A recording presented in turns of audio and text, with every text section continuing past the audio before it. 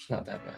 Welcome to the Business Unscripted podcast. We're here to share real-life insights, practical strategies, and the honest lessons that we have learned from our own mistakes because, frankly, we have been in your shoes.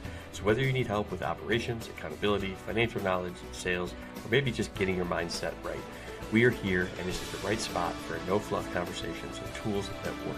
So grab your favorite cup of Joe. Let's jump into the show. Grab your favorite cup of Joe. Let's jump into the show. As I say every single week, we're here for another Friday, which means it's another episode of the Business Unscripted podcast. And I hope you guys had a wonderful and amazing week. Thank you for joining us again. As people kind of roll in, as you see, it's a little bit of different setup, which is probably why it takes us a little bit longer to get these things sort of figured out and technical issues worked through, right? Trying to get 3 different views set up in this room. It's fun and exciting, but we're here for another one. If you are a business owner or you're an aspiring business owner, you're in the right spot.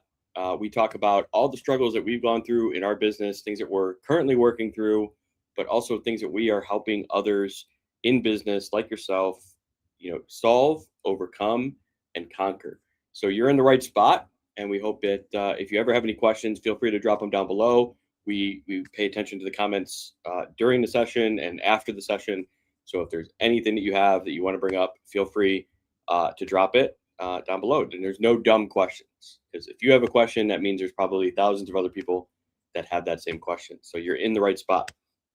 But today we are not joined, obviously, by Dwarn. Dwarn is, he mentioned a couple of episodes ago that he is working through a big deal right now. So he is in a business dinner with, kind of wrapping that up and getting things going. So, Dwarn, we look forward to seeing you next week. He's promised to be back next week. So, but here we're joined again by my son, who is with me right now for the summer break. And then we have some baseball tournaments we got to get to, this afternoon, which is why you're here. But thanks, brother, again for joining me. You're not as professional looking today, but that's okay. Nice. You're ready. You're ready for baseball. You're getting yourself in the mood, right? Yeah. So, but what's been going on? Summer break. What are you in the working world? A little bit with maintenance at middle school. Yeah. So how does it feel to earn income for the first time? Technically, second time. Well, second year. Yeah, but how does it feel to earn income doing something? I mean, it feels good because you actually you're not just being handed money for doing something, for not doing anything. Just being like, hey, Dad, can I have some money? Yeah, I get it. You're earning the money you're getting. Yeah, my wallet's a little thicker too, because you're not asking for money all the time. But so besides baseball, what are you looking forward to for the summer? What am I looking forward to? Oh God, it's a good question. Yeah, there's not really anything else I do. I mean, Cedar Point, obviously, that's a fun one. Okay. Some Cedar Point time, relaxation. Pretty much just that in baseball. Yeah. Okay. Well, how about going into next school year? What's the one class that you're excited to kind of get started with? Accounting. Yeah, you're taking accounting next year, huh? Mm-hmm. Either, I'm not sure if it's first or second semester yet, but okay, it's one of the two. And what's the other semester? Because I know it's like a full year that you have accounting, and then what's the other? My other elective? Yeah. I want to say it's entrepreneurship.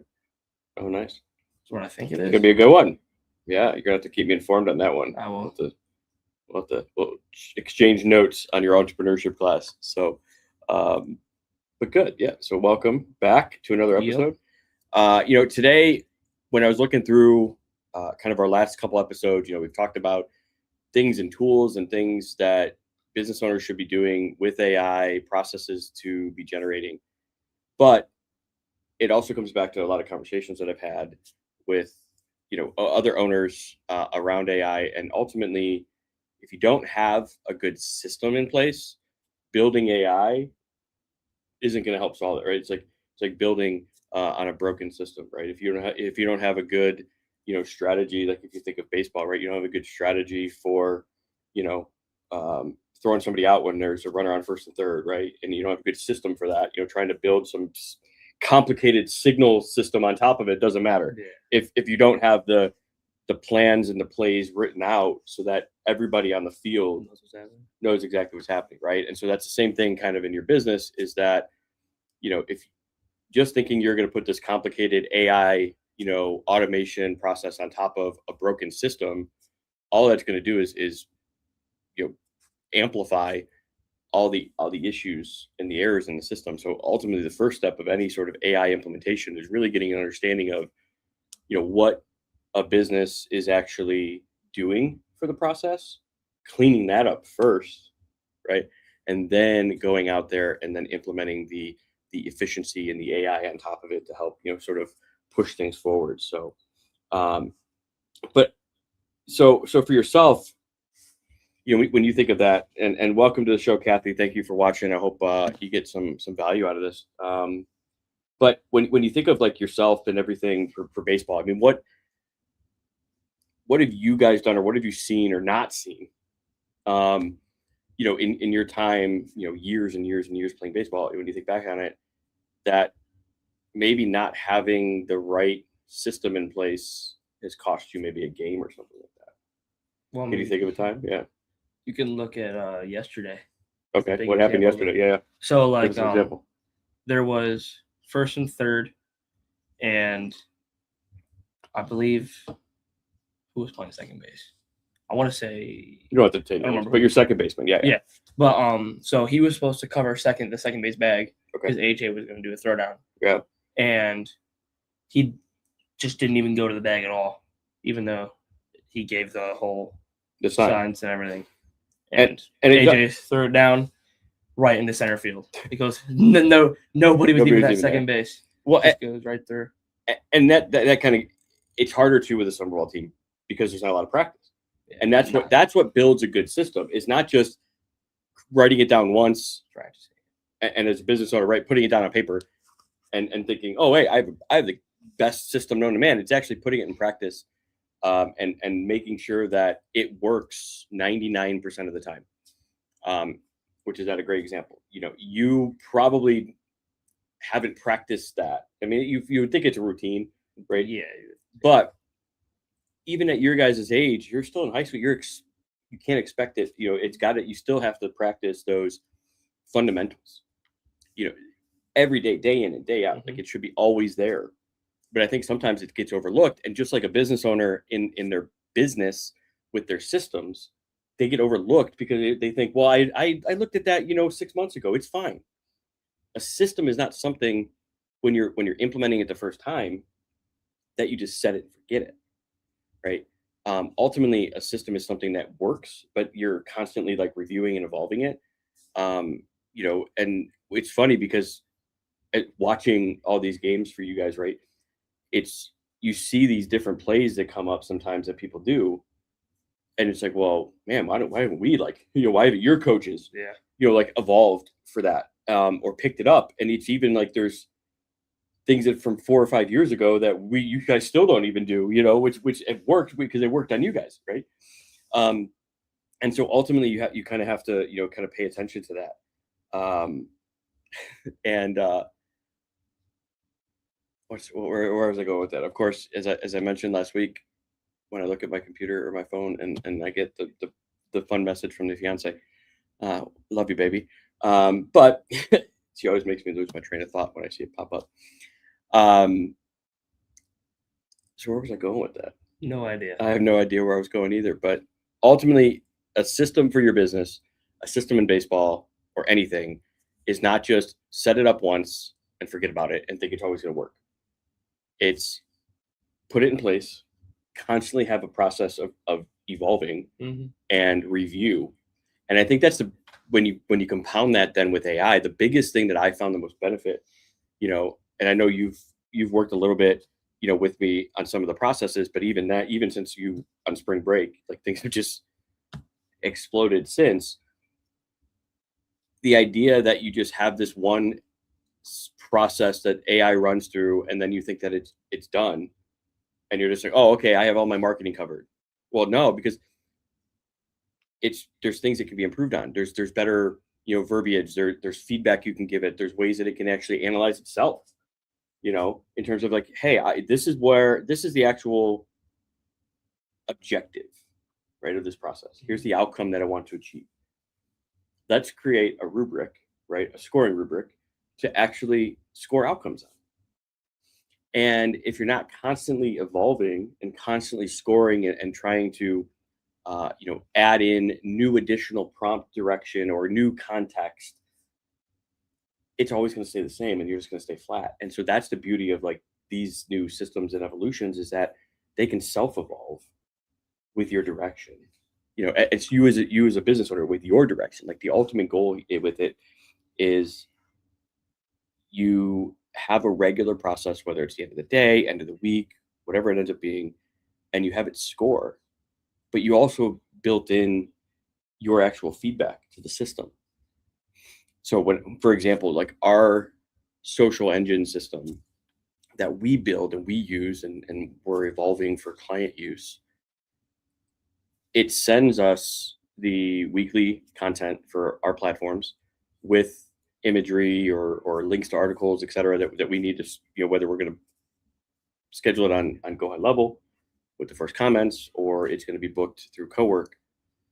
But what I built into the engine is once it sends it to our command center for my approval, so my review, which is one of the things that I think that you still have a human element in it, right? So it's still coming to me. I still have to approve it, but I can give it feedback on copy, imagery, or both, and say, I don't like this direction, go change it. But what I built into it was when I give the feedback to it, it writes back into its memory and updates itself so that it doesn't continue to do it, which I think a lot of people overlook. They just feel like, well, I told this chat, 3 weeks ago that I didn't want to do this anymore, yet it keeps doing it. Well, it's because you don't have good context, you don't have a good process for it to update itself. And so that's the beauty, or that's the thing that a lot of people overlook and they miss, is that just because you created it once doesn't mean it's over. It's always evolving. It's always constantly shifting. And it's one thing to always kind of consider, you know what I mean? And I hope that's a lesson you can take forever.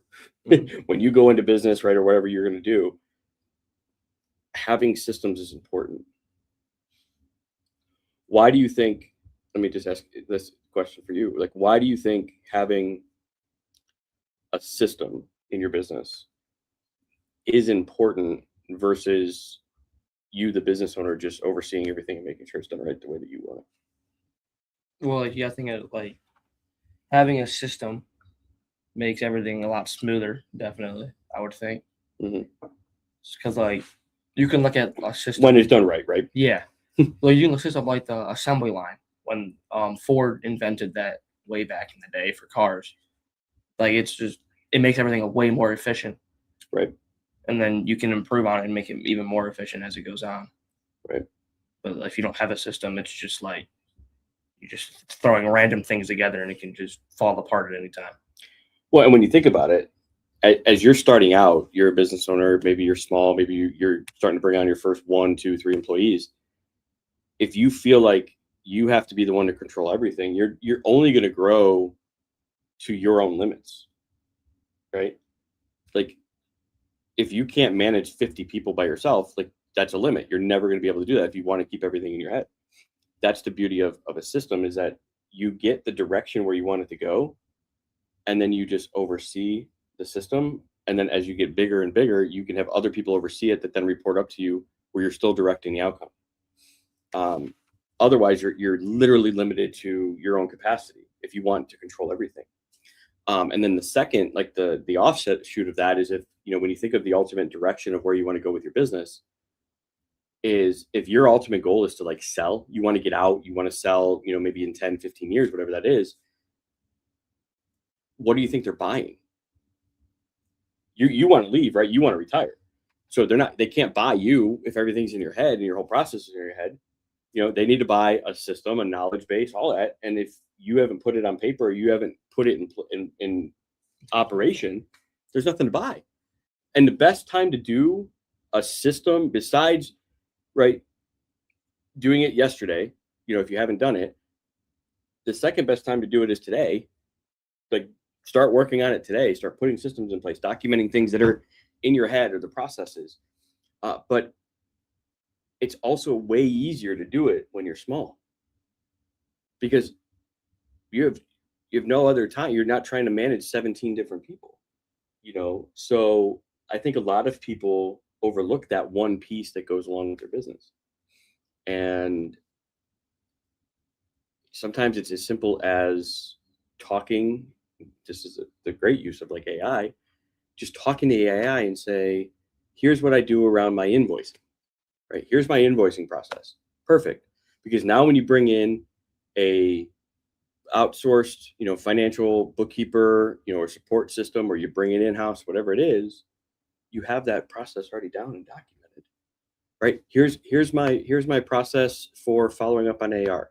Here's my process for onboarding. Here's my process. And so when you work through all these things, next time you bring somebody on, you just point them to the process, or you point them to the documentation and the system, and there you go. But I think it's something that so many people, they feel like they don't have time for, and they just go through the motions. But really, it's ultimately that motion is what's going to help you maybe identify inefficiency. It's going to help you identify where you're taking up too much time, et cetera. So, when you think of that, like you got a perfect example, like Henry Ford with the assembly line. Mm-hmm. How more efficient was he, after creating that? Now they're able to just roll them. I don't even know the numbers, but they're probably, they roll off like ultimate, like, I want to say it was a new car every like 12 seconds or something like that. It was insane. Yeah. If you just think about that, it's just the volume, right? Is crazy. And obviously, we're a small business owner. We're not like at the level of Henry Ford, but I have said this about Henry Ford all the time, right? And I don't know if you know this, like, you see Ford on all these cars, right? Millions of cars a year. How much, like, he had to have been like the best automotive mind in the world, right? What do you think? I mean, you have like Chevy and General Motors and stuff like that. Right. So you probably haven't heard this story in school. So Henry Ford knew absolutely nothing about cars, right? Let me take that back. He probably didn't know absolutely nothing, but what he did know is that he didn't know anything about an engine. He didn't know how, internal combustion, all this kind of stuff, right? But what he did know how to bring people around him that were smarter than him about things that he wanted to do, right? So he was able to form that support group of people that understood the engine, all that, and build a company with their right support and knowledge. And now, but his name is the one on all the cars, not, theirs. And it's not saying that they weren't influential.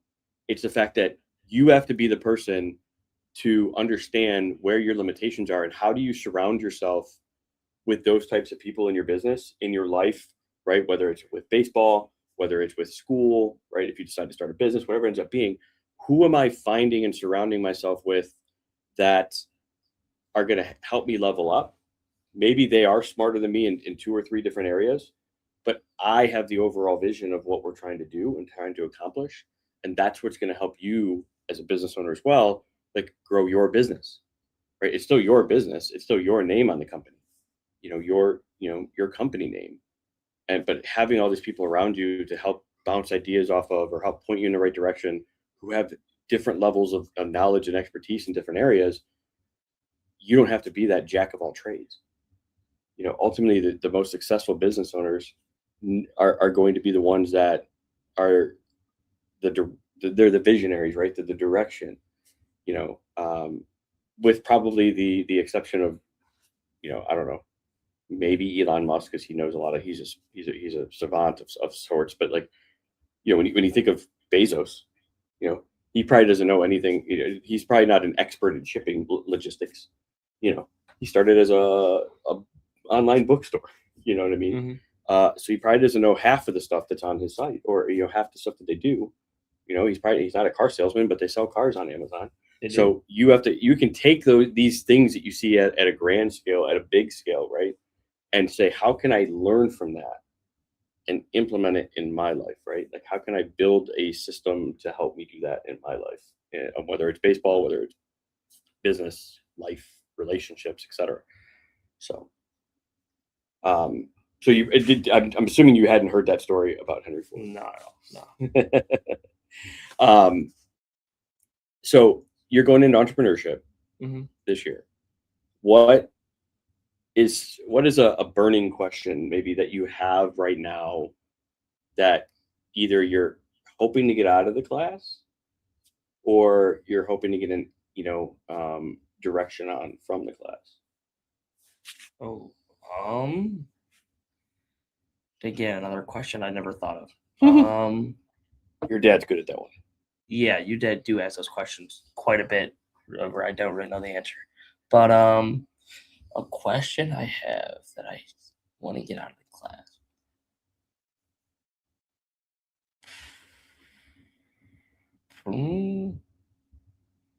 Honestly, I have no idea. I haven't thought of that. Okay, so now that you are thinking about it right now,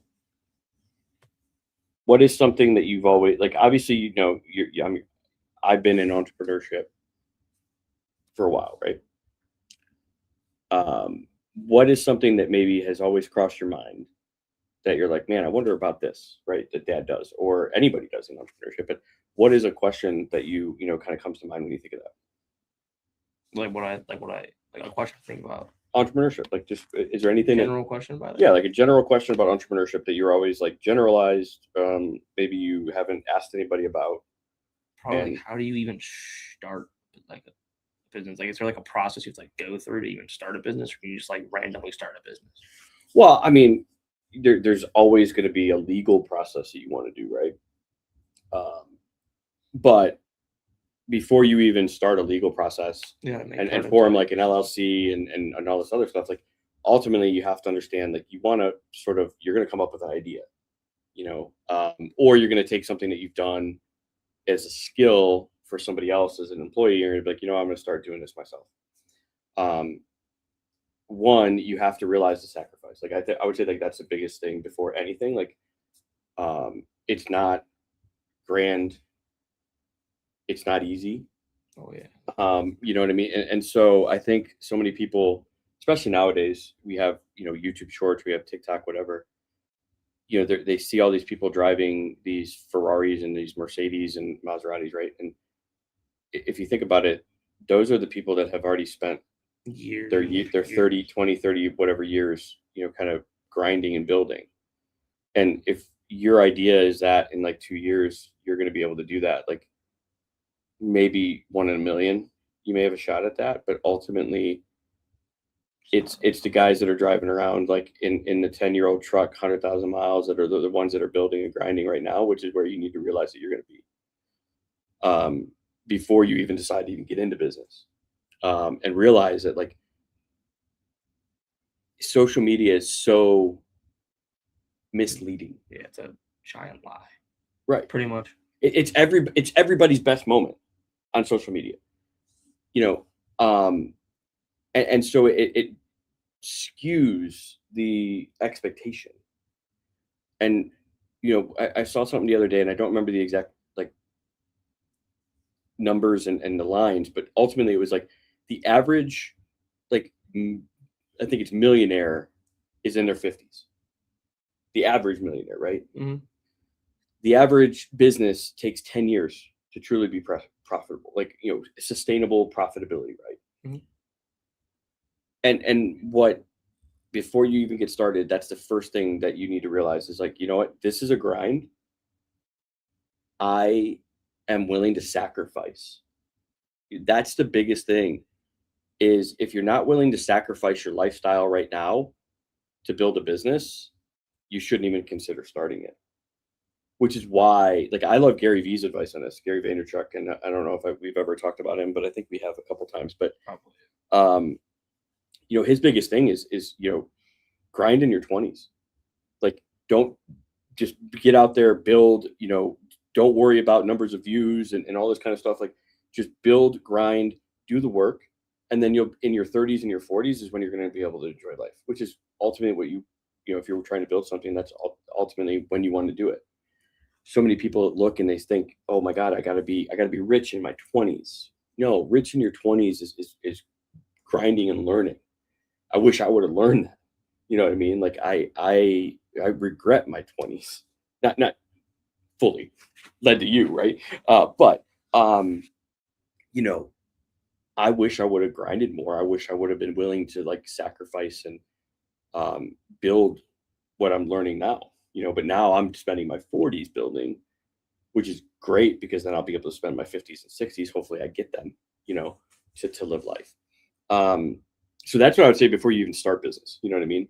And I'm interested to see what they tell you in entrepreneurship class about that, you know, because it is going to take years. And what people think is they're like, well, I do accounting or I do, you know, maintenance, right, for somebody else. I can easily go and do that. It's, you know, I'll be able to work, you know, I'll be able to make my own hours. I'll be able to work less and make more money. It's like, yeah, no. Because there's, especially when you're just starting out, you gotta work more hours. You know, your entrepreneurship, and this is the most true quote, and I'm sure everybody's seen it online. The most true quote is entrepreneurship is quitting a 9-to-5 job, right? And saying, I'm sick of working for somebody else for 40 hours to work 80 hours a week for yourself. And it's true. And then you add on top of that a lot of stuff that people don't talk about, right? You talk about the stress, the mindset, right?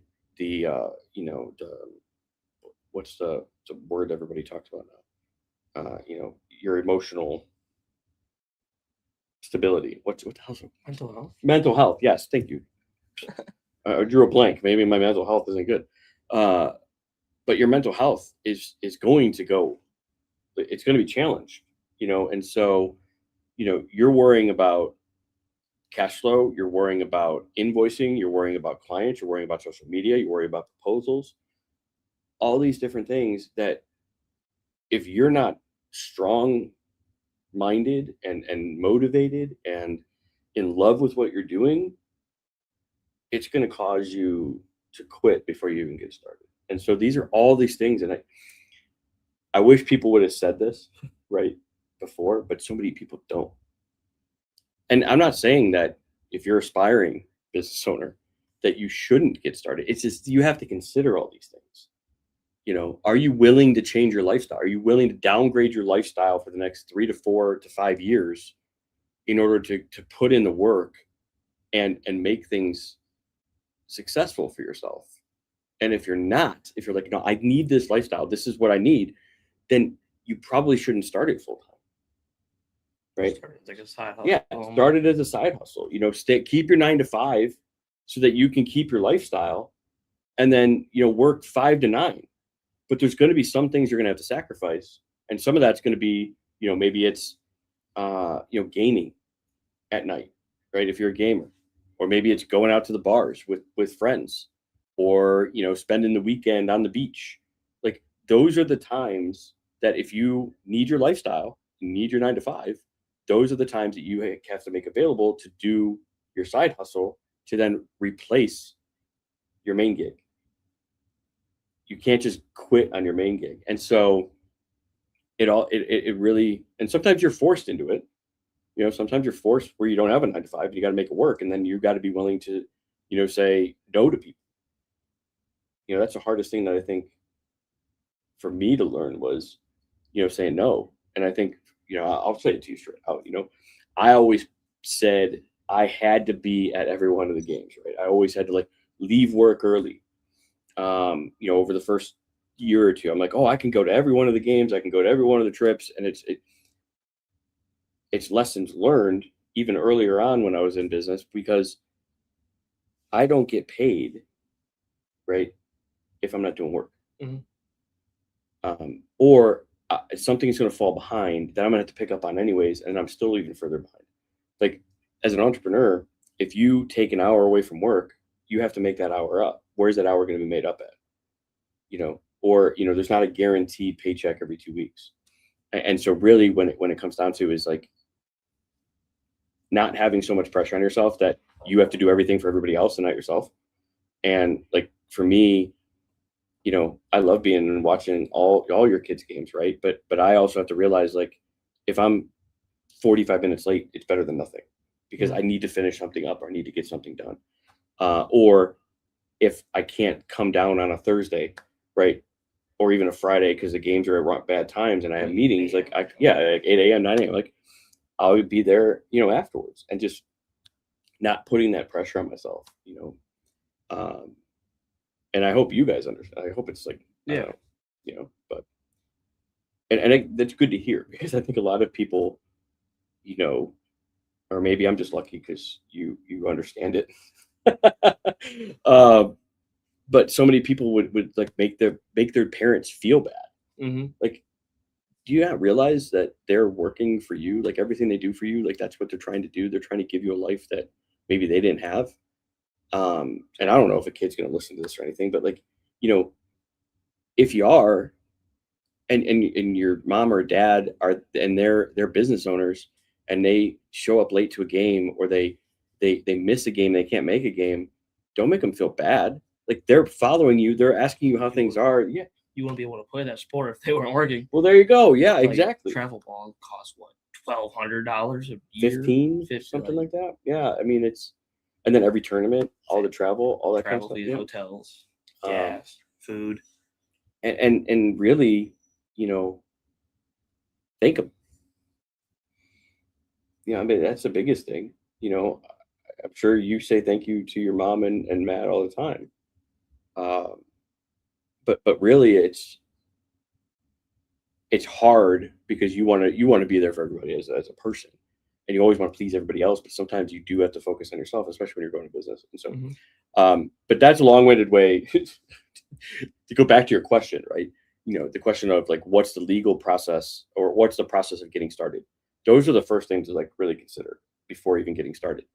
But once you decide that you're in it, you want to kind of consider a few things. And this isn't legal advice, and I'm not an attorney. So if you want strict legal advice on this, talk to a business attorney. I know enough to be dangerous here. But ultimately, there's formation, like how do you want to form your business? There's a couple different structures. If it's just going to be a part-time gig to start, maybe you don't need to do, any sort of formal structure. You just operate as a sole proprietor. But if you're going to be doing things like for other people's business, or you're going to be doing things, if you're doing maintenance at people's house or repairs, you probably want to form what they call a limited liability company, an LLC. And the beauty of that is, if something goes wrong in the business, they can't take your personal assets, because it's the business that messed up. Now, another piece of not legal advice and advice: if you have an LLC, you have to make sure that you don't mingle personal expenses with your business expenses, because what a savvy attorney will figure out is they'll go into your, like, if something does happen, knock on wood, right? But if something does happen in your LLC, where there's a big lawsuit, or somebody wants to sue you for whatever reason, and they have a good attorney, they will pull up your financial records and go through them. And if they can pierce what it's called piercing the corporate veil, and so if they can find that you're paying all these personal expenses out of the business bank account, they're going to claim that you're not a limited liability company, and that protection should be stripped away. And most often than not, courts will find with that and say, yeah, you're right, this isn't a limited liability company. They don't have that protection. And therefore, now you're on the hook for your personal house, your personal assets, your personal bank accounts. So you got to make sure that you're operating that efficiently. And so many people nilly-willy form an LLC, and then they just use it as their personal bank account, and they don't realize that they're actually causing themselves a bunch of risk. So if you have an LLC right now and you're paying personal expenses out of your bank account, you are at risk, if something were to happen, to have that protection removed.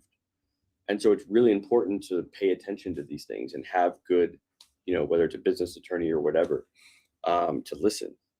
So that's one type, limited liability, especially if you're doing like repairs and stuff like that. And then depending on the size, there's, S-Corp, C-Corp. So C-Corp, it's beneficial if you're trying to grow something that eventually you want to sell shares to, like, a public company, or you want to have investors, right? A C-Corp is good for that, because ultimately It's a bigger corporation. I don't really do a lot with C Corps, but you can have investors, you can sell more shares, you can issue more shares, all this kind of stuff. That the downfall of it, especially when you're small, is that you get taxed at the C Corp level. Like there's a taxation level there at the business side. And then you also get taxed on the personal side when you take your dividends out of the company. So there's almost double taxation a lot of times there.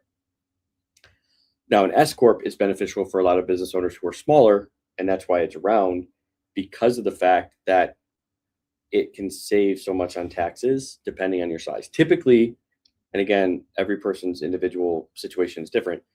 Once you get to about $50,000, $60,000 of net income in LLC or a sole proprietor or whatever it may be, that's typically when I would say, hey, you should probably consider looking into an S Corp. And it's almost just a tax election. So you can still be an LLC taxed as an S Corp. But the benefit of that is high level. If you're an LLC, 100% of that income, net income, goes to your tax return. And then you're taxed not only at your income tax bracket, but you're taxed on Social Security and Medicare, like you were working wages for that, which is 16% roughly. It's about 16% for Social Security and Medicare. And then depending on the number, can be anywhere from 10 to 30% of your income tax bracket. Mm-hmm. So you're basically paying, if you're just staying in LLC, you could, depending on your bracket, pay anywhere, from 28% of tax to 40% or more. And if you have $100,000 of net income, that's $40,000 of taxes. Well, the benefit of an S Corp is the S Corp simply just says, you have to pay yourself a reasonable wage for the position, for the income, for the size of the business, everything. And so if you have $100,000 of net income, say $45,000, $50,000 is your reasonable wage. Well, now the only thing subject to that 16% is that $50,000 of wages, because you're paying yourself as an actual employee. And then the other 50 just goes to your income tax bracket. So you save about 16% on that $50,000, which is what, about $8,500 just by going to an S Corp. And so that's where there's all these different legal requirements afterwards, right? Mm-hmm. To really decide. But, to kind of go back, the biggest thing is get an idea, make sure the idea works. So if it's something new or it's a service that's new, test it. You don't have to form a strict company right away just to test an idea or to test a service you want to do. Do it as a sole proprietor, test it real quick, make sure that it works. And then once it works, then you can worry about the legal formation of the business and everything. Mm-hmm. Another piece of advice too is, if you are out there or, if you're thinking about starting something and then it's not just you, right? Maybe you have a partner or two, you and your buddies are sitting around a table and you're like, man, we should do this, right? Like the guys at Uber, right? They hear it sitting around a kitchen table and they developed Uber on the back of a napkin. The first thing that you guys have to do as a group is to really understand what's everybody's piece and responsibility within that company. So many people have lost and broken down companies because there's been issues. And somebody thinks they're doing way more than everybody else, and now it's broken down, and then it dissolves. Even though maybe it was a good business model and so if you have those things in place right away and you have an agreement signed by everybody, it's perfect, right? But if you don't, you're at risk. You're kind of just hoping that things work well, and we all know what happens when you just hope for something. So what's that? It says school projects. You get one person who's going to end up doing everything. Yeah, exactly. Kind of sits back and exactly, and then they think that they're doing they think they're doing everything. But if you put it down on paper, and you put down that you're doing this, you do this. Right. You have your metrics, you have your outcome responsibilities, and then you have your business meetings and stuff. Then you can really analyze what everybody's actually doing. So. Mm-hmm. But I hope that answered your question. I know long way to get to that answer, but there's a lot of things that So it definitely does answer the question. Anything else that came up that you think about that you're like, man, I really wish I had this answer about entrepreneurship? Is it something that you're taking these classes, mm-hmm. whether it's accounting and entrepreneurship, et cetera, what what about those classes like interest you? Like, where do you see yourself? I mean, obviously you want to play baseball, which we talked about that. Yeah. Eventually. So like, what are you planning on potentially? How do you see those classes helping you form your plan for the future? Well, I know entrepreneurship, it gives you a lot more directions where you can go with stuff, because if you take those classes, you can like pretty much, because they're not like censored on like entrepreneurship in this part or this part. It's like a generic entrepreneurship class or marketing class. So you can kind of go into like, you can make a business for anything really. So then like thinking, because I want to do something with sports related, and then taking that and going on with that, making sort of business for that if baseball doesn't go down, or doing some sort of like agency thing for baseball or sports, like sports agency thing. Like a sports agent or whatever. That you definitely need to get into legal. Well, yeah. Yeah, you definitely got to go to the legal route for that. So become a lawyer first. And then. Yeah, you got to get all the legal attorney, all that fun stuff for those. But yeah, I mean, getting the good basics is obviously the best way, right? And really thinking about, the biggest thing is finding a problem and solving it. And right now, it's so easy to just like come up with an ultimate next idea, but in reality, people are still overwhelmed with change. So it's like, how can you solve a specific problem, right? And maybe you're in it, right? So like, maybe there's some ideas there that you don't have to share. Maybe it'll pop up eventually of like, man, this is an issue, right? This is a problem. How can I come up with a solution to solve this? And then that becomes your business. The most successful businesses have solved a problem. They haven't just necessarily come up with something grandiose and brand new, right? They've all, if you look back at all of them, they've all solved some sort of specific thing or an issue in a different way. The most successful ones, right? They're not the average Joe. So really kind of keeping your eye out as you're going through, especially because you want to do sports, keeping that in mind of where are my opportunities? Where do I see something breaking down? Is there anything like when you think of that, like over the tournaments, all this, that you do on a regular basis throughout the year, is there any opportunities that you have seen right now that like a problem that is out there that you're like, man, we could potentially do something for that?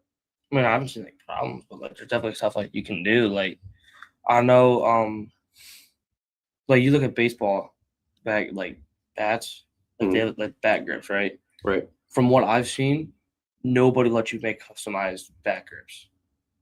So that could be something. You're right. Like just make a whole company around like making not only like top tier bat grips, but also ones that you're able to customize and make them like look how you want them to look to match your bat. So from what I've seen, it's just like pretty much everything's like a bunch of like stock, same generic bat grips. You mean like the colored grips at the bottom that you the actual like the handle grips. Gotcha. Still like bat grips on the bat. Interesting. Okay. Anything else in terms of like any other things that you've seen? I mean, if you could like somehow come up with a way to make good baseball gloves that aren't $500 for like the best gloves, like I guarantee you it does. Like the Rawlings for them to make a heart of the hide, I guarantee you it's no more than $150, $200 to make a single heart of the hide glove. Yeah, depending on the actual like quality and everything of it, for sure. Yeah, and considering from what I've experienced, their laces aren't good at all. Considering the one lace is broken like 4 times in less than a year of having the glove. Right. Yeah, I mean, I think that comes down to a lot of things. Is how can you do, if you can do better quality, and then lower prices at a better cost to the consumer, while still making sure that you have room for growth and margin. And I think it's something that I think is important for everybody to consider is all those different opportunities. obviously, glove making is a little bit different. Yeah. You want to factory for research that or and kind of look and kind of figure it out. But like you could always, kind of research it just, and a lot of times it starts off with, you mentioned like just getting started. Like a lot of times it could start off with, like just deciding, I don't want to necessarily spend $500 for a glove, and realizing that maybe you'll pay $2,500 for a glove because you're going to make it yourself. Like, which is crazy. But then what you realize is like, oh, okay, when I get through the process, it's like, man, this is higher quality. Now, how do I make it more efficient, right? How do I make the process, the buying of the leather, making sure that all the ties are good and all that kind of stuff. But good laces. Yep. Oh, we just lost lost the camera. My phone. Uh-oh. Technical. Yeah, technical issues. Uh-oh. I forgot to plug it in. Well, you're a genius for that one. Yep. It died. But yeah, go ahead and are there any other ideas that you've thought of? Any other ideas that I've thought of?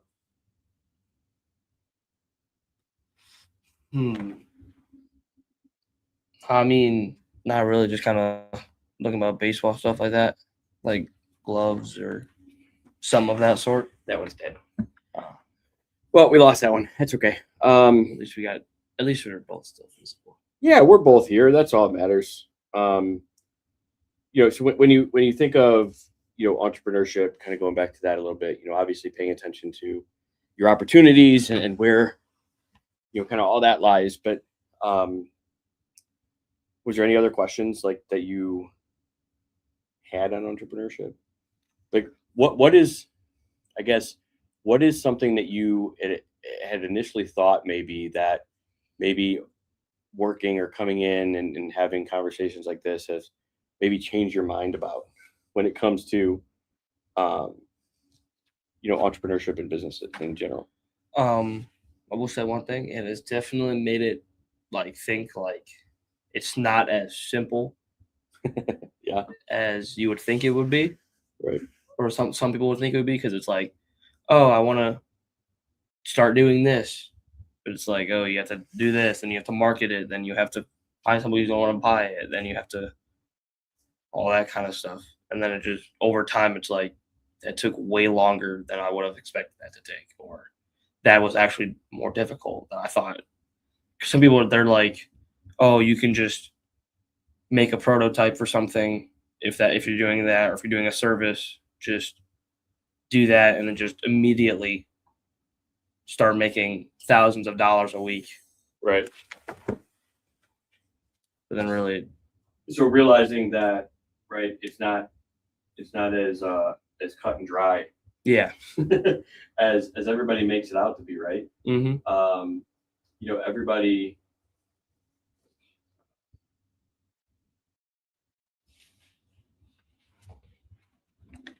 Everybody wants, right, that clip. Everybody wants to be known as, that person that's got all the money or that's successful. But it takes time. Yeah. It takes time. And we kind of hit on it a little bit at the beginning, right? About how ultimately, it comes down to being willing to put in that work, being willing to put in that time, and realize that there's a sacrifice related to it. And that it is probably going to take a, reduction in your lifestyle, mm-hmm. if you're doing it full time, to make it work. So, what about accounting? I know you're doing accounting class and all that kind of stuff. Is there anything out there that have you taken accounting? Do you know anything about accounting yet, or what? I know there's math involved, and math is fun. So yeah. That seems like something I would. There's not a lot. I mean, sure, there's math, but it's not rocket science math. Well, yeah. Yeah. It's more or less like, hey, here's these numbers, add it together, make sure everything ticks and ties, and like E = MC² or whatever that is. I would say, ultimately with accounting though, accounting is more recognizing and understanding how things, right, flow in a business, how how do I want to say this? How the information that you're given about your activities in the past can help you inform your decisions in the future. Like that's really what a good like accountant or financial support person will give you as an advisor. It's not so much like making sure that 100% of your transactions are categorized 100% correctly, right? Ultimately there's no real benefit or extra savings if 100% of your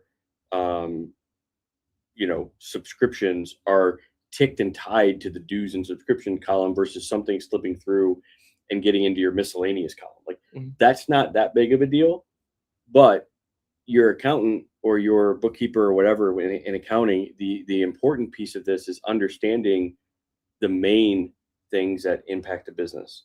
What are those main numbers, those main margins that are going to impact your business, and making sure that those things are correct. I've seen so many people's financial statements who have a bookkeeper that they're not classifying cost of goods sold, in order to classify what is our actual gross margin. And that's the number one. I say this if you're a business owner, like if you don't know your gross profit margin, you're missing. You have no idea what you're doing and if you're profitable or not. Your gross profit margin is more important in anything in your business than your net profit. I'm just going to say that. Gross profit margin is way more impactful to your business than net profit. And here's why. Right? Gross profit tells you out of every new dollar that comes in, how much of it is actually being kept by the business to run the business, or, for the owner in net income, right? If you have no idea what that number is, you're basically operating as, I got $10,000 new revenue. Great. I got 10 grand I can run, right? When in reality, if your bookkeeper or your accountant or you, if you're doing it yourself, hasn't classified how much money goes into actually providing that service, you could be overspending by $4,000, $5,000, $6,000, depending on what it is, right? Especially if there's time, there's labor, et cetera, that goes into that providing that service. So that 10 grand that, you see it hits your bank, your gross profit is going to tell you how much of that is spent before it even hits your bank. So if you have a 50% gross profit margin and you have 10,000 come in, 5,000's gone. It's not yours, right? It's already spent in order to make that 10,000, that 5,000 spent. And what so many people don't, I've seen it time and time again, they don't have that number. Their financial statements are all just operating expenses. And so they have no good, clear understanding of every dollar that comes in, how much do I actually get to keep, right? So whether there's an extra subscription that you have to buy every time somebody signs up for your service, or there's an extra employee that you have to buy to provide that service, right? All those things need to be classified correctly. That's the important part about accounting and bookkeeping. It has nothing to do, sure, the math is okay, but there's so many things out there right now that math doesn't fucking matter. No, pardon my French, right? Math doesn't matter in accounting as much as understanding what's impacting a business and how it's going to impact the business and how to analyze that. That's the most important piece about accounting. And really realizing, how can I take this information I'm given, analyze it in a way that's going to make and provide either myself a better decision if you're the business owner, or provide my clients, customers, or the company you're working for better information around those numbers. That's the most important piece about accounting, not the math. Anybody can do the math. The softwares can do the math. Yeah, math is easy. Yeah, Just plus one, pretty much. Well, I obviously there's calculations and stuff like that in terms of equations, way in-depth stuff that we're not going to talk about here. But in general, accounting comes down to, how do I make sure that we're doing and having the numbers and the KPIs that we need and doing things correctly to make the best decisions. That's the most important part about accounting and finance.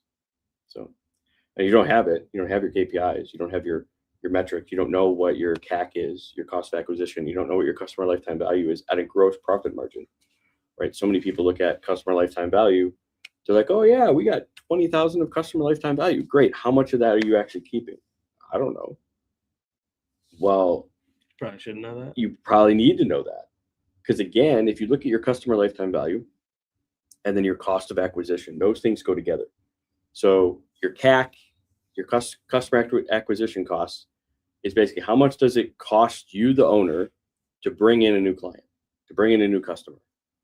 So in a month, if you spent $10,000 and you brought in 10 people as new clients, you may have talked to 100, but if you brought in 10 new clients, your CAC is $1,000. 10,000 divided by 10. So it's $1,000 per person. Now, in our example, you typically want to have a minimum of a 3-to-1 ratio of lifetime value to CAC. However, that's only if your entire acquisition process is like automated. It doesn't have any human element. You have no other costs related to that. Now, if you start throwing in, if you look at your customer journey, and let's say there's 3, 4, 5 different steps along that journey that they go to, the more of those steps that have a human involved, the higher that ratio needs to be. So if all 5 of your steps are human element, where it's an exploratory call with a person, it's a deep dive, it's a proposal, everything, that's when you have to start getting into the 10, the 11, the 12 to 1 ratios to really make that work. And so when you look at that and you say, let's just say it's all human element, it's $1,000. They may look at a customer, like, yeah, we have a customer lifetime value of $15,000. They may be like, yeah, I'm 15-to-1, I'm golden, even though the whole process is manual, right? Human element. Maybe some things are automated at the end, but they're like, I'm golden. However, if they operate at that same 50% gross margin, they're only bringing in $7,500 per new customer, because $7,500 is spent just to do the service. So really, they're only at 7.5-to-1. So their ratio is not right. Their pricing is too low. Either their pricing's too low, they need to focus on retaining customers longer to increase that lifetime value, or they need to look at ways to decrease their cost of acquisition. So that's why that ratio, that knowing that number, that ratio, can really, truly point you in the right direction of what you need to do with your business in terms of pricing, retention, marketing spend, etc. And that's why also looking at it at a gross profit is really important. Because if you're not looking at a gross profit, that company owner is looking, oh yeah, we're 15-to-1. Great. Is that top line revenue or is that gross profit revenue? Lifetime value. And so many people are focused on the top line. It's not the one that matters. Gross profit was the one that matters. And so knowing those numbers, and so you probably won't get into those things in basic intro accounting, but moving forward, those are the things that you want to kind of make sure you have in the back of your head, because that's the important piece. So, but well, as we always get through, we're about an hour in, and I know we were a little bit late today, but what's one thing that basically what we chatted about today, we always like to wrap up with what's the one thing we hope everybody walks away from with today's episode. So what's one thing yourself that you're hoping that people walk away from today's episode with? One thing that they should walk away with.